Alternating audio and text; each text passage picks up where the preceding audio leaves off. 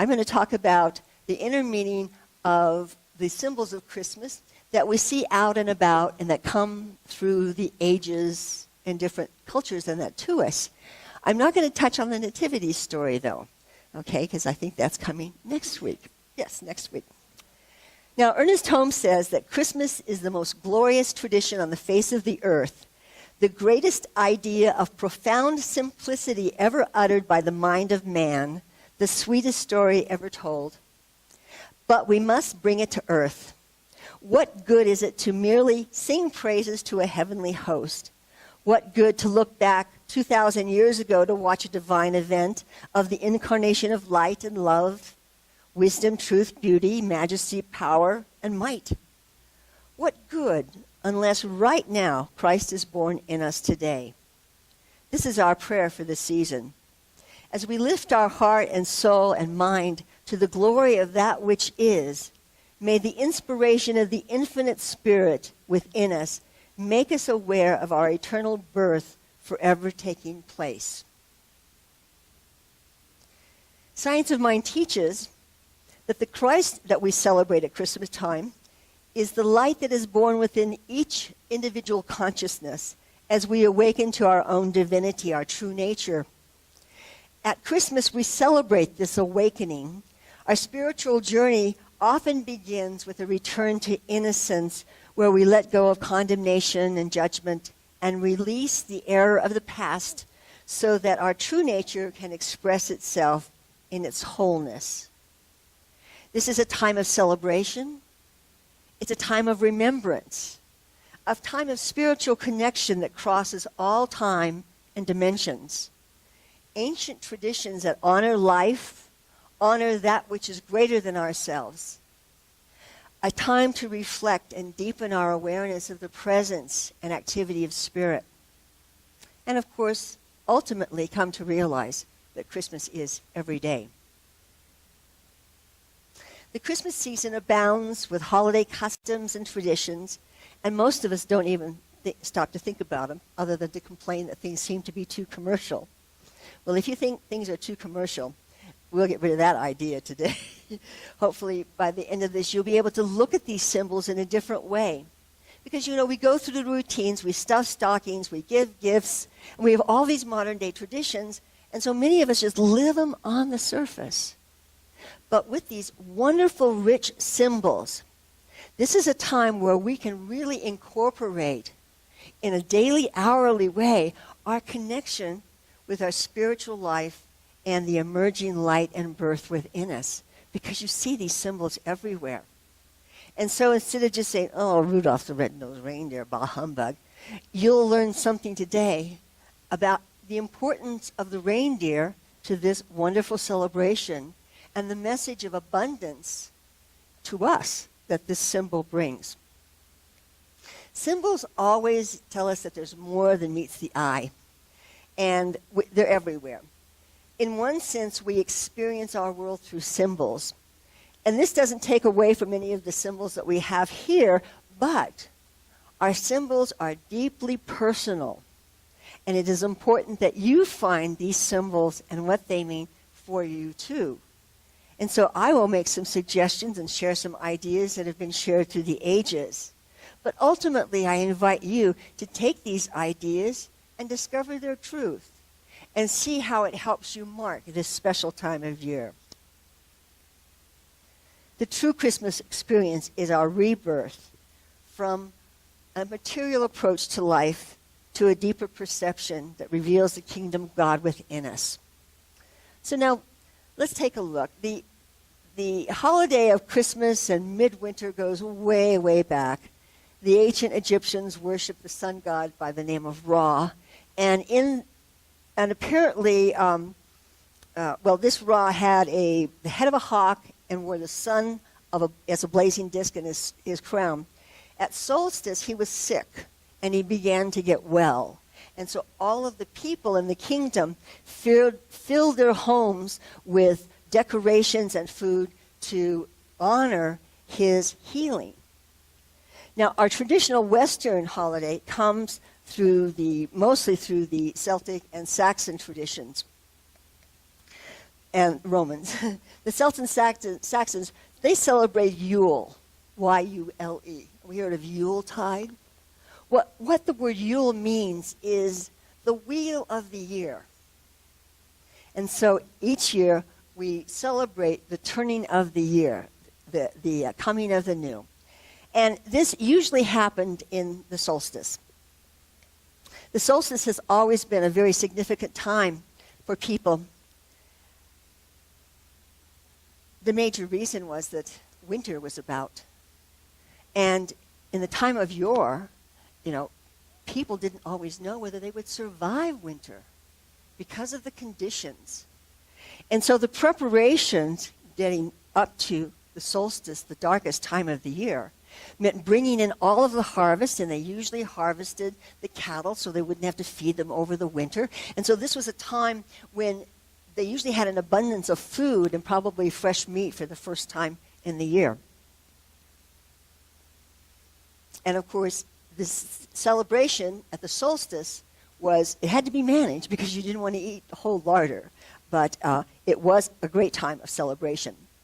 It also was the darkest time of the year. And what this symbol means is that the sun is the furthest away from us in terms of its tilt. It's actually closer to us than it is in the summer, but because of the tilt. And so what we celebrate is the return of the light. And of course, for the people in the ancients in this celebrated hope.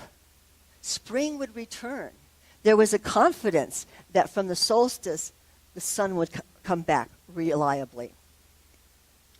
Now, the Romans, they celebrated a sun god by the name of Mithras. And Mithras' story is sort of like Jesus' story, born of a virgin, resurrected. There's a lot of those stories in the Bible. But anyway, Saturnalia was a Roman holiday. And Saturnalia was a real time of debauchery. That's about the only way you can say it.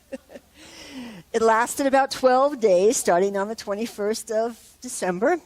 People stopped working. People drank a lot of wine and whatever.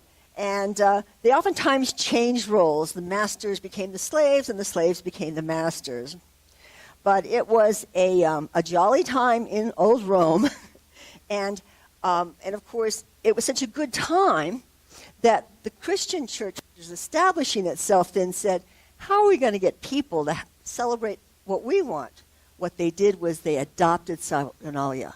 And that's essentially how we get to the birth of Jesus as being December 25th. December 24th, if you didn't know, is the celebration of Adam and Eve. And of course, that had something to do with how it came to the 25th as well. So the Saturnalia had a lot of effects on us, and of course, if we were to reach into those traditions, we would find that they're very similar. This was a time of letting go. This was a time of, just enjoying life and celebrating the return of the light, because the year had been hard, the harvest had been hard. So it also means that many times in our spiritual unfoldment, the light comes at the darkest times. And so when our winter days are here, or when our winter experiences are here, we're going to have them, but we should not forget that the sun always returns, and that too will pass. One of the major things that was used as a symbol in the ancient traditions were evergreen. And of course, it makes a lot of sense. Everything, all the other trees, the deciduous trees, they lose their leaves. And through the winter, the evergreens stay green. It's interesting, some of the Christian folklore that goes along with that, like with the holly plant. One of the stories is that while Jesus and Mary and the babe were headed towards Egypt, that the Egyptians were following them, and so they hid behind, they tried to find a tree to hide behind, but they were all no leaves. And so they hid somewhere, and the holly bush grew up in front of them. And so it protected them. And then it was blessed to keep its green leaves and its berries all year long. I thought that was kind of interesting. The holly bush represents the ever-present life, energy, and immortality. The green, eternal, It never loses it. Ancient cultures believed that bringing in green branches would ensure the return of the vegetation at winter's end. They also used mistletoe with this, and they made wreaths out of it. The wreaths that we see are, of course, circular, and what they represent, as a circle represents, the unending cycle of life, the oneness. And wreaths were celebrated at Christmas. They also grew into celebrated other times, but they are a symbol of that oneness and, again, of the continuity of life. So when you see wreaths on houses, or you're putting wreaths up in your home, remember that what you're honoring is this continuity and of life and the oneness. Ivy was another evergreen that is used and commonly seen in Christmas trees. And ivy represents connections.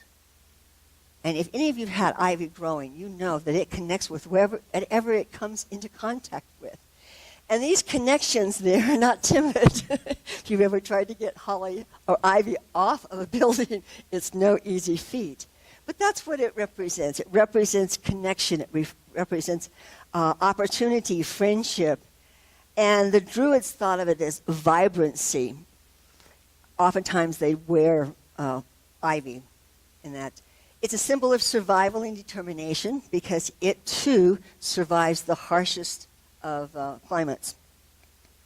Mistletoe was another representative for Christmas, and it represents an illumined life. It's neither a shrub nor a tree. It is suspended in air. Did you know that? Mistletoe is a symbol of freedom because it attaches itself to a tree, usually an oak tree. And of course, if the tree isn't there, the mistletoe isn't there. It's also considered a plant that has tremendous healing properties. And so when you look up at the mistletoe that's hanging, before you look around for someone to kiss, remember that the mistletoe is one of the fruits of spirit that keeps us healthy, that has a healing effect. Now let's talk about that tradition of kissing under the mistletoe. Mistletoe in times of yore was considered a plant of peace. So much so that if two armies were going into battle and they saw some mistletoe, they had to stop. They stopped. Mistletoe was the white surrender, the flag of white surrendering. And so where did this idea of kissing under the mistletoe? Well, it's considered good luck. And of course, it's not good luck if a single woman refuses to kiss under the mistletoe. And of course, a mistletoe is considered good luck, but it doesn't have an infinite number of kisses. I didn't know that. Each time someone kisses under the mistletoe, you're supposed to take off one of the berries. And then when all the berries are gone, no more kissing. At least under the mistletoe. And by the way, if a couple found themselves under the mistletoe, they were obliged to kiss because this was a sign of good luck and commitment. Another thing that we find in the traditions is the Yule logs. And Yule logs today are cake, right? Rolled cake, it's wonderful. But Yule logs in times of yore were trees that they chopped down, and sometimes they decorated with a few things, but they'd start to burn them, usually at the solstice. And of course, as long as the wood was burning, the party continued on. And so, of course, they wanted to get the biggest Yule log that they could find. Part of the tradition with the Yule log is that it's usually cut down in February at Candlemas Day, and it's dried until the solstice, and then a piece of last year's Yule log is used to light this year's Yule log. Christmas trees. That's the big one I want to talk about. Christmas trees are a wonderful symbol of Christmas, what they represent, going way, way back, is the tree of life and the tree of the knowledge of good and evil from the Garden of Eden. You ever hear that story? Yes.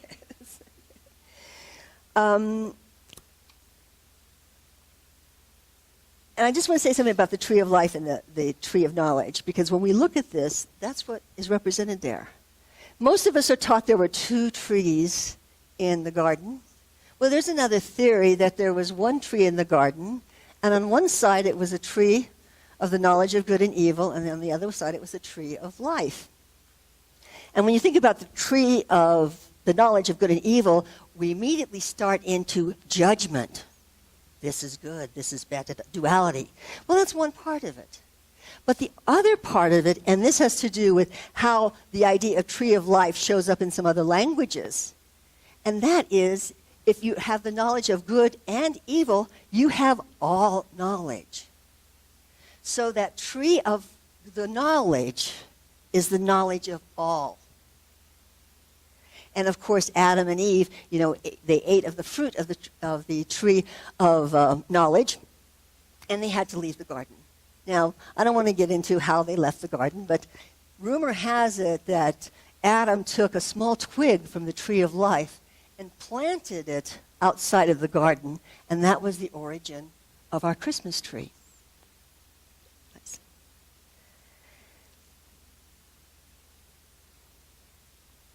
The story in the garden oftentimes ends with them leaving, but the story goes on. And what we have to understand is that they left the garden to experience life. We all have to leave the garden. We come into our individuality, we come into our Christhood, and then we actually go back to the garden. And that's what the Christmas tree really represents, is our return to our wholeness and our paradise.